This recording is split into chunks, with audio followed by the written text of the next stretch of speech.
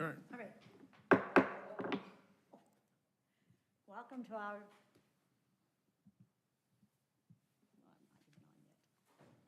We go back there? Good. Where's my little red? Your red's right here. But it used to be right there, so I Oh. could see it.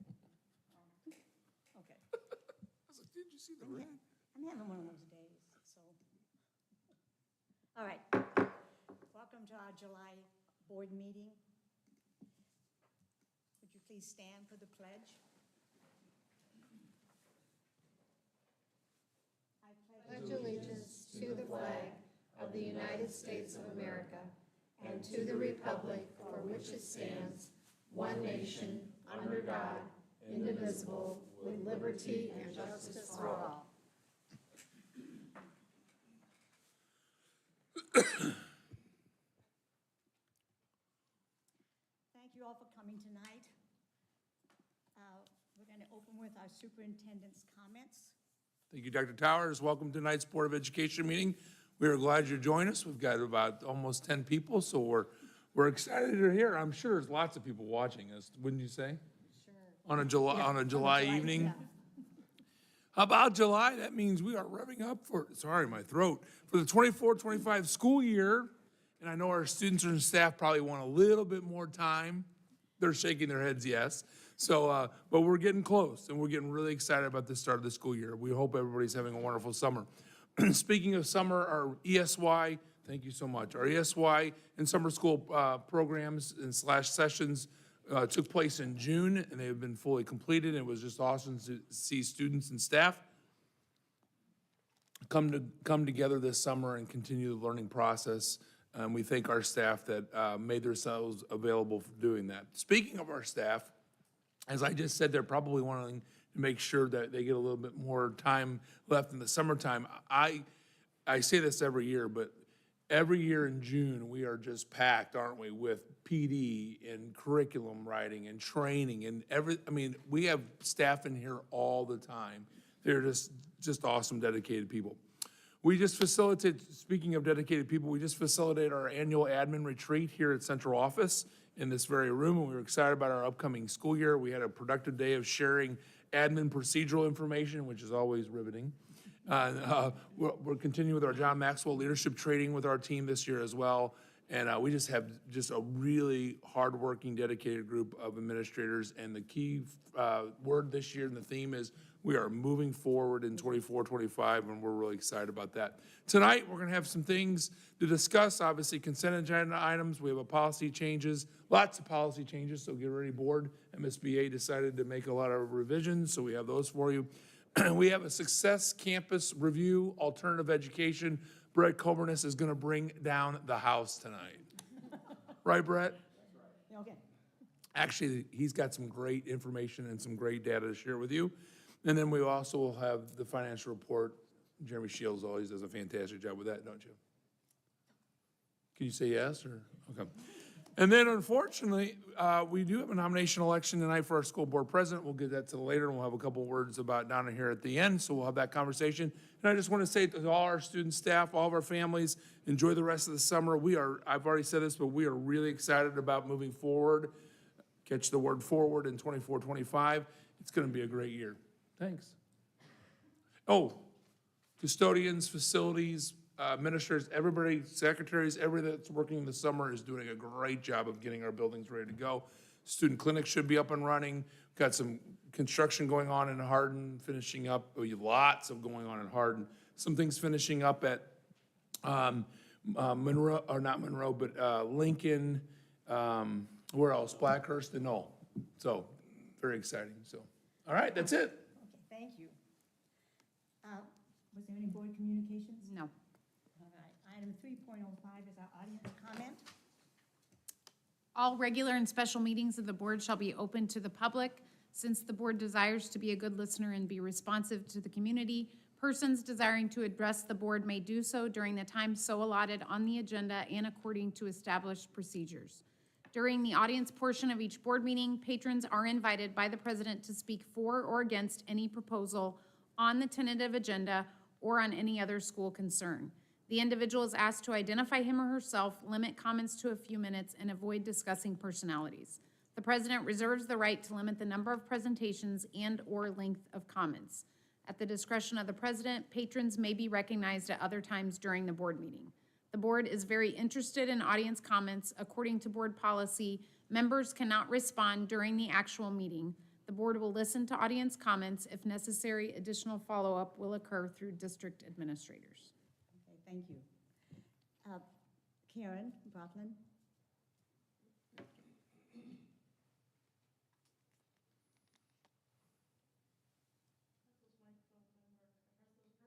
Uh-huh. Right on. Hello, my name is Karen Bracklin, and I've got 3 students within the St. Charles School District, but I'm here to speak mainly on my eldest. My son has spent his formative years in the foster care system, and excuse me if I get emotional, I'm just trying to advocate for him. When he came into my care, he had been in 4 different schools and many foster placements. Just alone, this can speak to his sense of safety and his ability to trust adults. My son has autism and trauma. For 7 years, I've been advocating for his basic educational needs without success. My son has been bullied since 1st grade in this district, and he's now moving into 8th grade. He's very loyal to the ones that he loves. He's a protector to the underdog and anyone that he perceives as being bullied or picked on. As these are great characteristics, they also cause him to stand out, especially in middle school. This past school year, my son was placed in a self-contained classroom where we saw significant regression and led us to a change of placement. I am sure you all are aware of the limited district placements or out-of-school placements. The district provided placement options that are either being investigated for isolation procedures or restraint procedures, or they have staffing issues, or they have general education teachers providing special education minutes without the parents' knowledge, or have extremely long waiting lists. But the one thing that they have in common is multiple students with significant behaviors. His biggest deficit is that needs to be addressed right away is his perceived safety. If he's placed in a school with numerous intense behaviors due to students' limited language and cognitive needs, which I totally understand, I'm a special education teacher myself, he will not feel safe. My son needs staff to acknowledge how he perceives his environment and the social interactions and provide in-the-moment teaching. He needs intense social skills, language services, so that when he attempts to advocate for himself, that language is more precise and socially appropriate. Without him feeling safe, none of that is going to be possible. He needs a school where teachers have experience working with students that have autism and specifically designed research-based curriculum for autism. He needs a school where staff not only have professional development and trauma-informed practices, but also have the experience of working with special needs students who have experienced trauma. He needs a school that has the appropriate staff available to meet his needs in order for him to be successful. Ultimately, I'm responsible for his well-being, so it might be easy to disregard my plea for help. We're supposed to work as partners in his education, and that's all I've been trying to do. Please don't let my child suffer and fail with a decision that goes against his needs and others in this district. I ask you to bear that in mind as you vote to add or amend policies that will restrict the possible opportunities that will not only meet my son's educational needs, but other needs of students within the district. I beg you to place the interest of students before personal feelings. Thank you. Brendan? Good evening, St. Charles community. My name is Brendan Kearns. I'm the president of the St. Charles Education Association, which is the exclusive bargaining organization for certified employees and nurses in the district. I always want to wish all of our employees and community, hope that everyone's having a safe, wonderful, and restful summer. We know our SCEA members are recharging right now, but many are also taking on responsibilities, doing professional development in summer school. So thank you all for your additional efforts during this time.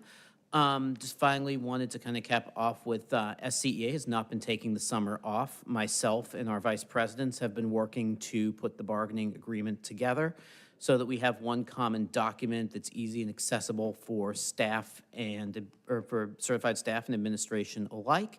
We'll have that ready by the 18th. as well as next week, myself, Jill, and Kathy will all be attending Missouri NEA State Leadership, and Jessica Ross Sutton is attending the National Leaders for Just Schools Conference in Denver, Colorado. So that's what we've had going on. Thank you. Thank you, Brendan. Well, maybe, I can't get my computer to move. See if you can- if you can work on it. All right. We're ready for item 3.06. Do I have a motion to amend or adopt the agenda? I move we adopt the agenda. I second. All those in favor say aye. Aye. Opposed? All right. Obviously, it's operator error. Did I tell you I'm having one of those days? All right. Trying to move down. The consent agenda. For efficiency, the school board utilizes a consent agenda. Items placed on the consent agenda are routine in nature, are among the many decisions that the board has already determined are in the domain of the administration. Do I have a motion to approve the consent agenda? I move to approve the consent agenda as presented. Do I have a second? I second. All those in favor? Aye. Opposed? That passes. All right, item 6.01, this is old business. This is policy readings, our second reading. So were there any other discussions on these policy items? If not, do I have a motion to approve them? I move to approve policies JHD, KBA, and KL as presented. I second. All those in favor? Say aye. Aye. Opposed? Those policies are approved. Item 7.01, in great anticipation. We have a review on our Success Campus.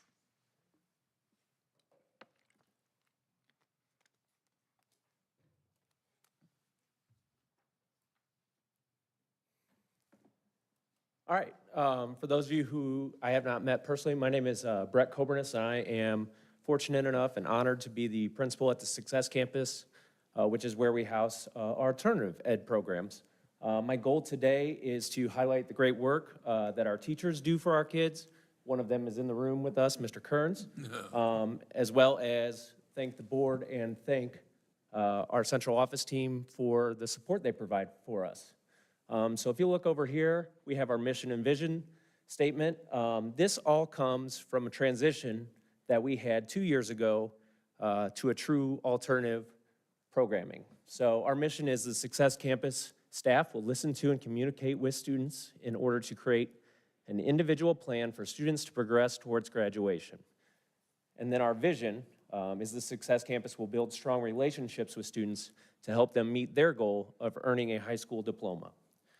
Before we go through, some of our goals we're really focusing on is increasing our reading comprehension level for all of our 9th through 12th graders, focusing on attendance, which is something we've struggled with in the past, and celebrating the great strides that our students and staff are making. As we continue, these are all of our teachers, and while you have a chance to look at the names of the teachers, the presentation is going to highlight the 4 main programs that we deal with at the Success Campus. These are not reflective of district data, but just specific data that we have accomplished in our 2 years. The data you'll see on the left is before the transition to the alternative high school, and then the 2 columns on the right will be our 2 years. So the youth experiencing the success program. And what this is this is the traditional classes you'll see. 7 teachers, core subjects. Ms. Meyer runs our electives, and these are with us either full or half day. If you'll focus in, you'll notice we've gotten quite a bit younger in these 2 years. So we are trying to intervene early and often for our kids. And those 24 sophomores in the middle column will all be seniors with us next year. And many have stuck around with us, and some we've actually transitioned successfully back full-time into their home environment. So a lot of flexibility with the home schools to have half-day programming and full-day programming. But really, the options that you guys have provided for us to have the flexibility to make a plan that meets each student's need has been extremely appreciated. And this year, of our 19 seniors in this program, we had 84% of them meet their goal of graduating on time. So that was really great. The next program I want to talk about is the Missouri Options Program. It was formerly what students would be called getting their GED. However, now, if we can combine school hours and work hours, they can take what's called the HiSET testing and receive their high school diploma. So in the last 2 years, we have taken on more students into that program, and we've had 89% finish 2 years ago, and this year we had 97% of the students that enrolled with us go through that. So as you start to add all the different programs up together, the column again on the left is before we transitioned to full-day programming with the students, and then the middle column was last school year, and then the right column is this year's group. We had 53 total seniors work with us this year, and 49 of them were graduating to give us 92% of the kids that came through the door walk the stage this year. The main thing that we're super proud of, though, is if you look at the bottom column, before we switched the program, we had 29 students just from the Success campus drop. And I attribute a lot of that to their half day at the homeschool, and then they're bussed over if they're from the St. Charles West side of town, or they start with us and then would go to St. Charles High. There's a lot of loopholes for the kids to get kind of lost and miss quite a few days, fall behind and just give up. With the full day programming, we've been consistently able to decrease the number of students that we're losing. And this year, probably the thing I'm most proud of was we only lost 11 students, and I think next year we'll be able to give you a number hopefully in the single digits. So the other program we have there is the reentry school. And so when students are given a discipline hearing, anytime there is a suspension longer than 10 days, we at Success try to bring them in to still provide them in-person learning for their long-term suspension. And Ms. Salvaggio is our teacher for that program. She does an excellent job with communicating, one, with the parents of the student, but all the teachers of the student too. So as long as the student just shows up, we have their work ready for them and waiting for them. And we've actually extended that number. We had 17 students elect to not just serve their suspension, but come in, do some learning, and we had a lot of great success with that this year as well. The other part of her classroom is the STEP program, which is probably my favorite program that we have because it allows a student that makes a poor choice with drugs or alcohol to get into our program normally within 2 days of the original suspension. So they're not missing much school at all. We partner with Preferred Family Health Care. So while they're with us every day, they are receiving drug counseling from a certified counselor that specializes in drug and alcohol treatment. And additionally, they are taking drug tests through their 90 days that they are enrolled in the program. And actually, most of the students that come to us from the home high schools there, we normally get them to fill out an application, and they stay in the small environment and return to a very successful program. And then I'll end today with one thing that really want to highlight is our Juvenile Justice Center. The big shift came from the Board of Education and the central office allowing us to have a second full-time staff member there.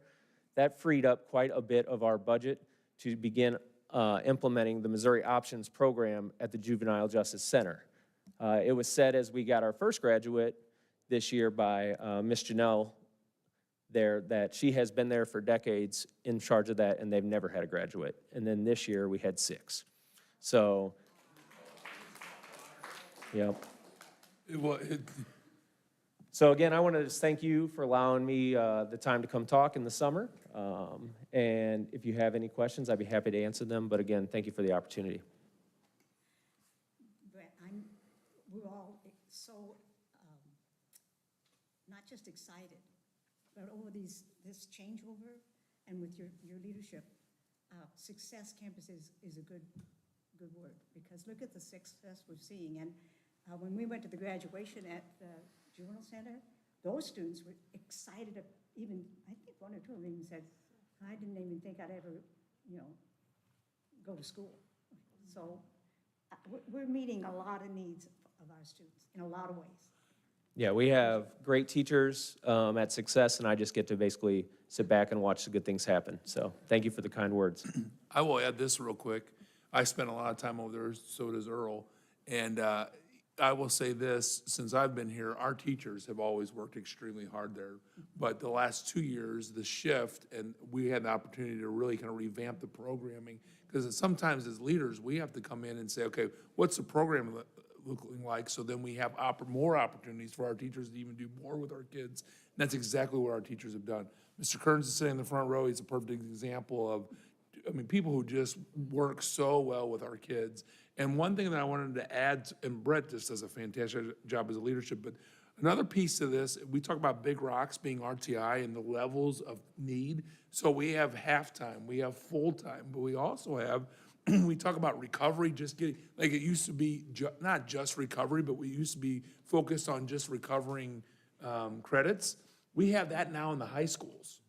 So we put a lot of that back. So we have a lot of kiddos who really don't need an extra setting. They just need some time to get some recovery. So we have that in the high school, and they still can come to Brett and to the team. So we are so excited about what's happening. Would you agree to that, Earl? Anything you want to add to that real quick? 'Cause it's- Absolutely. I just want to commend Mr. Coburnis and his team. They are doing a fantastic job over there. We cannot brag about them enough. And a lot of that is Brett's leadership. He is very active in the building. When you get over to that school, you'll see he's like in the middle of the hallway with his cart, with his little podium, and he sits there and he's doing cafeteria duty. He's walking the halls. If somebody's out, he's covering phones and things like that. So he is all over that building. And so I just want to commend him because these are some of our toughest kiddos, and they have found success at our Success Campus. And so my hat's off to him and his teachers.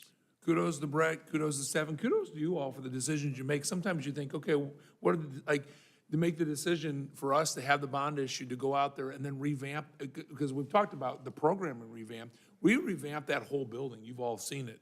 I mean, it doesn't even look the same. And so when it doesn't look the same and it adds to what we're doing and it meets the needs better, that's a whole different, and then so that's kudos to you all too. If you haven't been over there in a while and you want to get back over there when school starts, let us know, because it's a great place to be. Good job, Brett. Absolutely. Thanks, guys.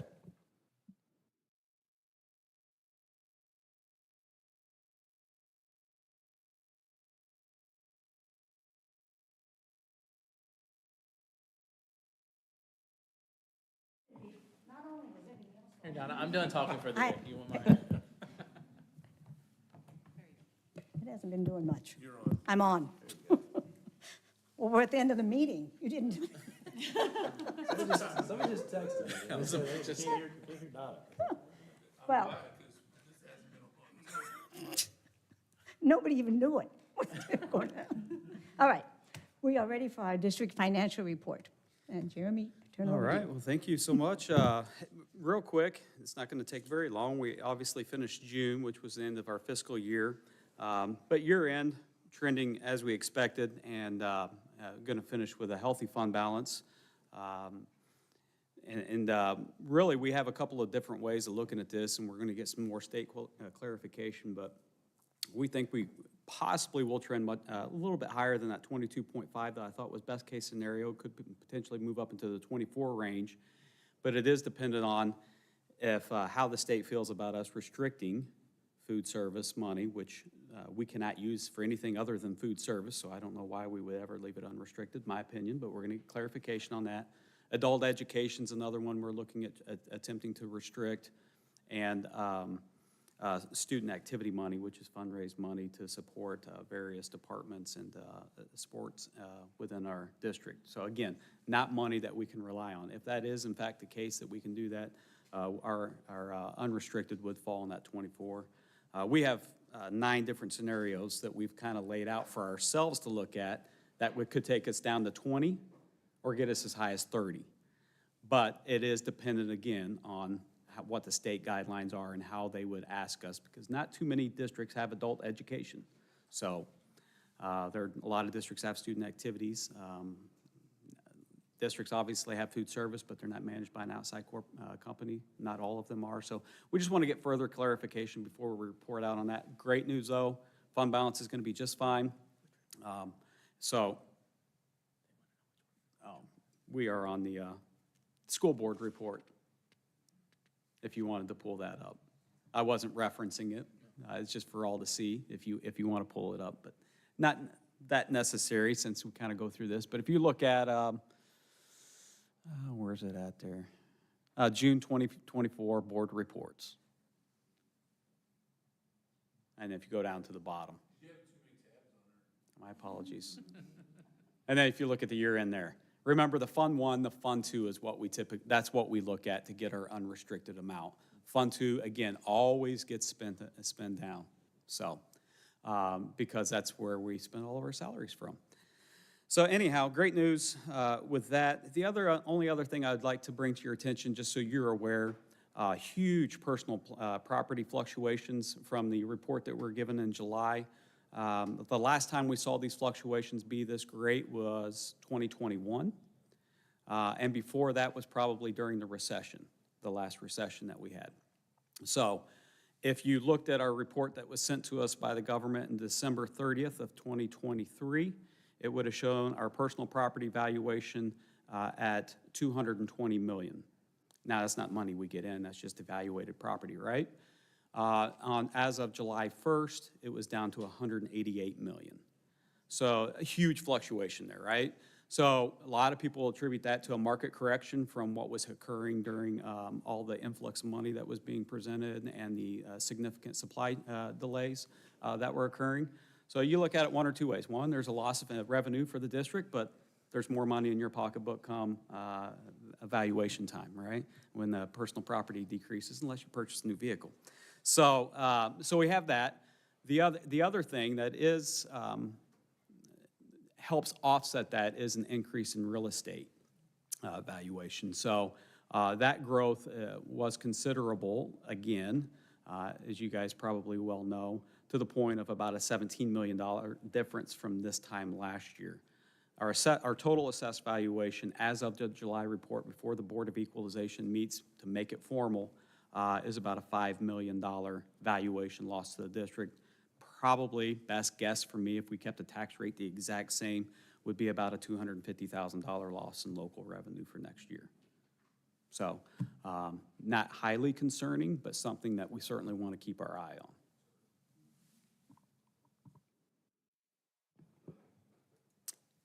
Any questions or comments for our financial report? I move to approve the district financial report as presented. Do I have all those in favor say aye? Aye. Opposed? Thank you. The financial report is approved. 9.01, these are policy readings for our first review, and then we will vote on them in August. Were there any there that you wanted to discuss? Is there like just a summary of all the billions of them? Is it just a refresh or a couple of changes or? Most of them. I'm sorry.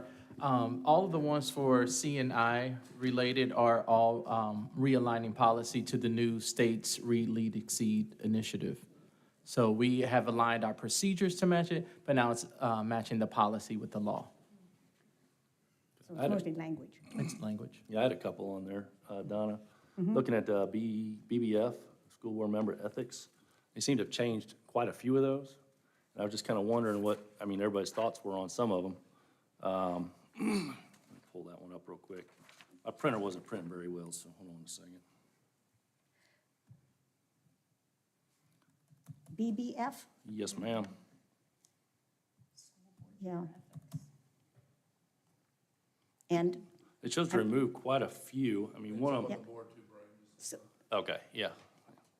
Didn't bring my glasses for that one either. Sorry.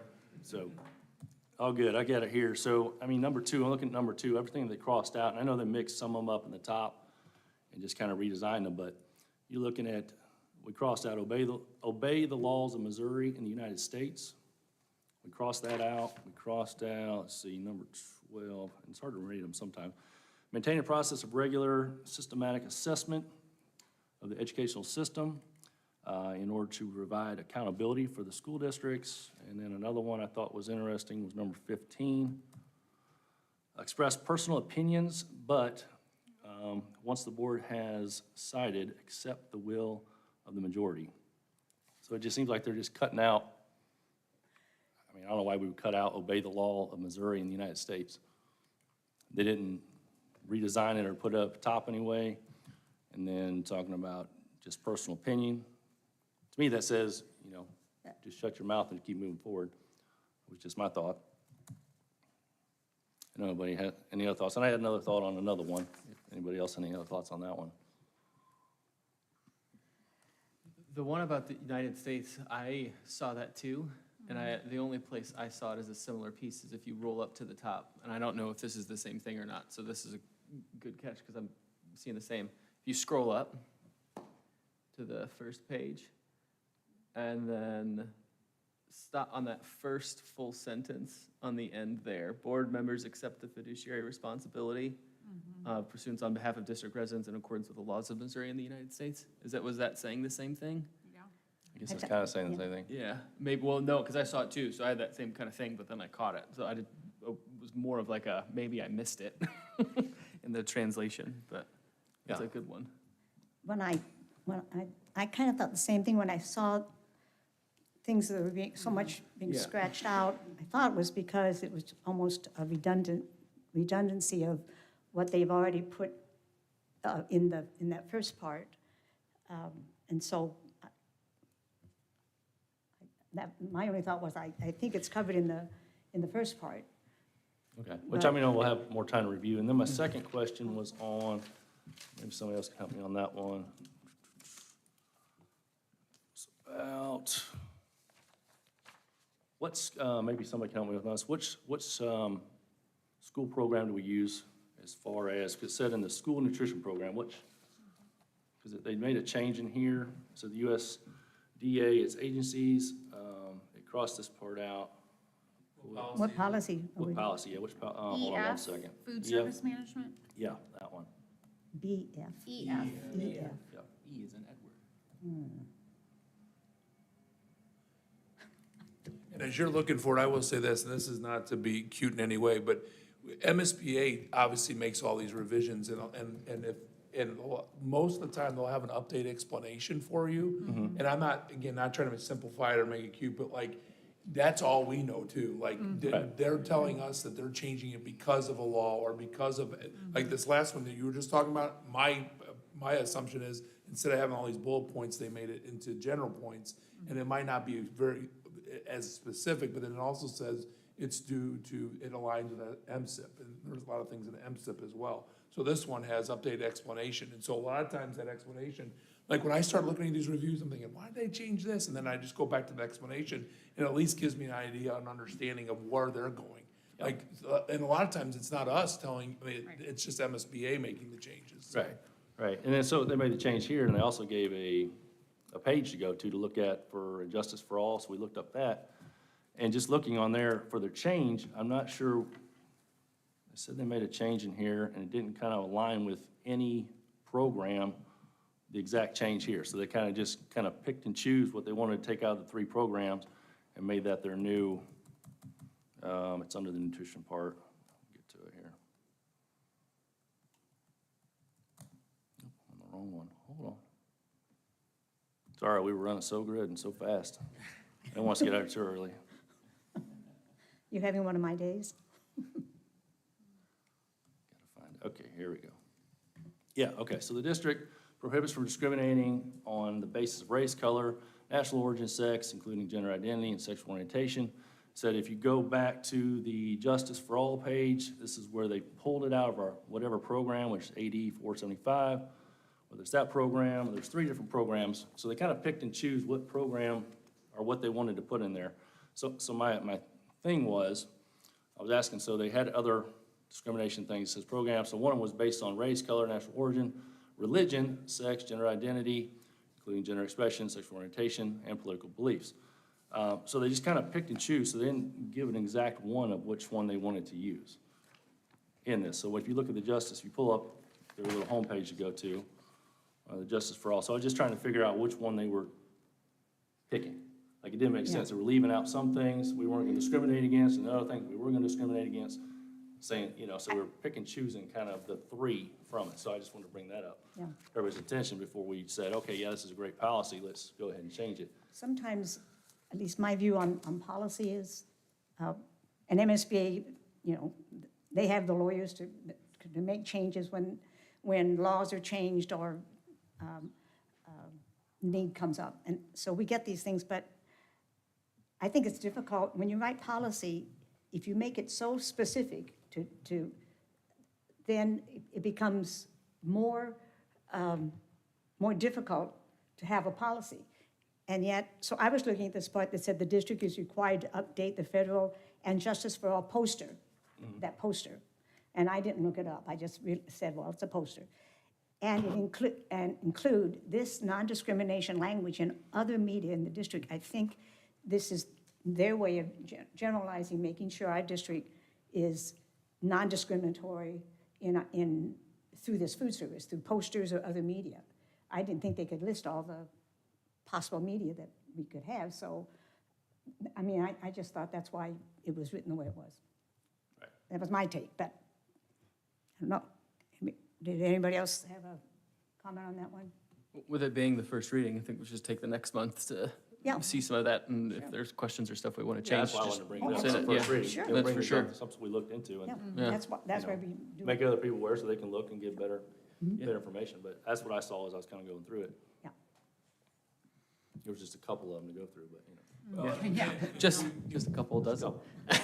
And I don't know if we can answer your question, right? Because I mean, we're not the ones who changed it. So getting some feedback and getting some conversation with MSBA is fine.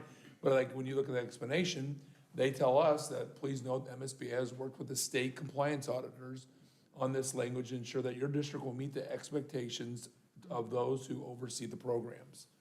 So again, they're going with auditors of looking at the programs and just making sure that the language covers what they want us to cover. And that might not answer the question, obviously, of specifics to what you want, but that at least gives you an idea of what they're trying to do. And a lot of it has to do with just making sure that we're covered underneath what law statutes are going on. So and we certainly can get some clarification from MSBA if we need to. But I also think, as I'm looking at this policy, they're actually referencing the poster that's linked above. So if you see the poster, the actual language regarding race, color, national origin, sex, creed, et cetera, is the same language that's in the policy, but not the actual website.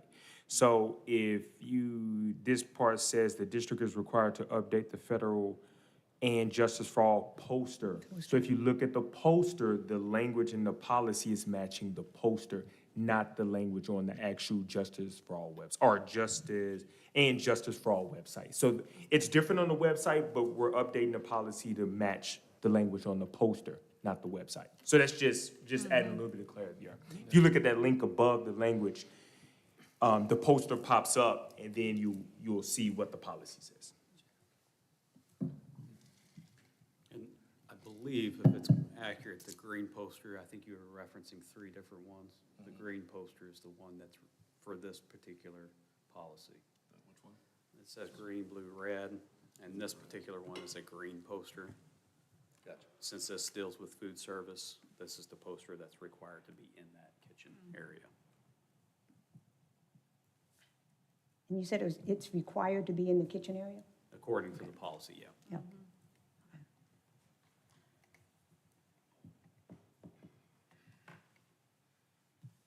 Those are the only two I had. Okay.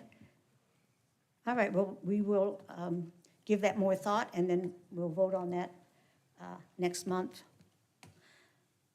Item 9.02, as you can see, it's nomination for president, and that's because, gosh, I've been on the board for so many years, and I don't think the public really appreciates how much time and work board members put in.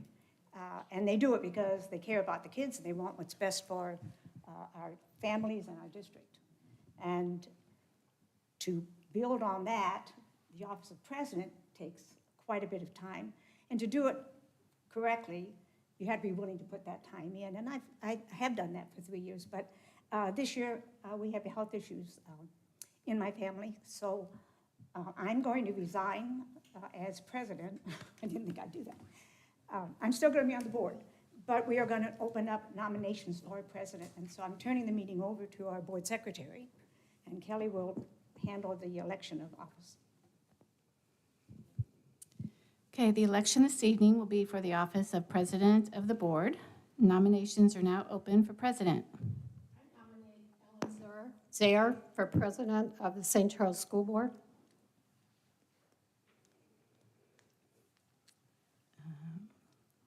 Okay, Ellen Zaire has been nominated. Are there any other nominations? I nominate Heidi Sigma. Okay, Heidi Sigma has now been nominated. Are there any other nominations?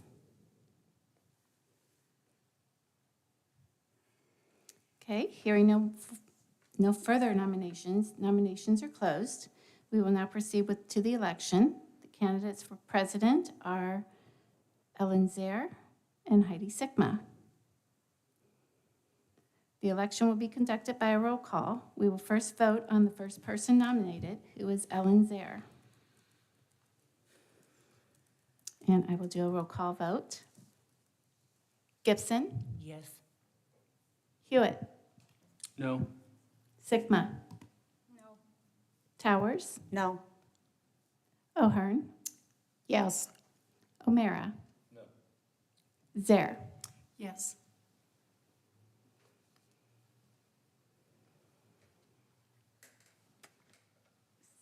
The secretary will now call a roll call vote for the second person nominated, which would be Heidi Sigma. I would do a roll call vote. Gibson?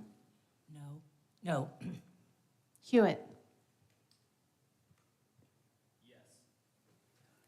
Sigma? Yes. Towers? Yes. O'Hearn? No. O'Mara? Yes. Zaire? Yes.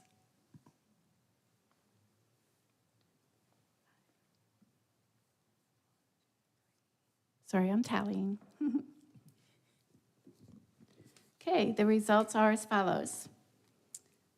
There were 3 votes in favor of Ellen Zaire and 5 votes in favor of Heidi Sigma. Heidi Sigma has received a majority of the votes cast and is declared an elected president. We will now turn the meeting over to the newly elected president, Heidi Sigma, and she will ask for a motion to open up for vice president. Is there a motion to amend the agenda for nomination for the election of a school board vice president for the 2024-25 school year? No. To amend the agenda? Yeah, I move to amend the agenda to do that. Oh, I thought we did. Is there a second? Okay.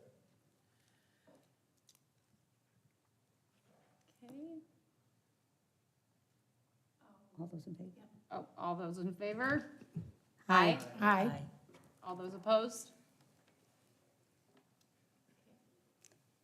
Kelly, you want to nominations?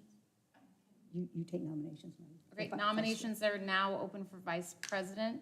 I nominate Daniel Hewitt for vice president. Is there a second? It's a roll call. Are the nominations listing off people like we just did? Yeah. Are there any other nominations? Okay. Hearing no further nominations, nominations are closed for vice president. No, roll call. I will do a roll call vote. Gibson? Aye. Hewitt? Aye. Sigma? Aye. Towers? Aye. O'Hearn? Aye. O'Mara? Aye. Zaire? Aye.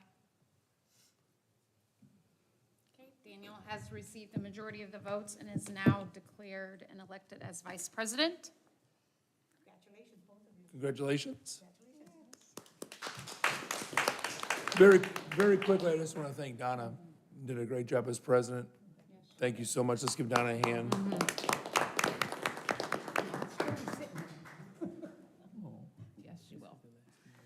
Is there a motion to adjourn the meeting? I move to adjourn the meeting. I second. All those in favor? Aye. Opposed? Motion adjourned. Thank you all.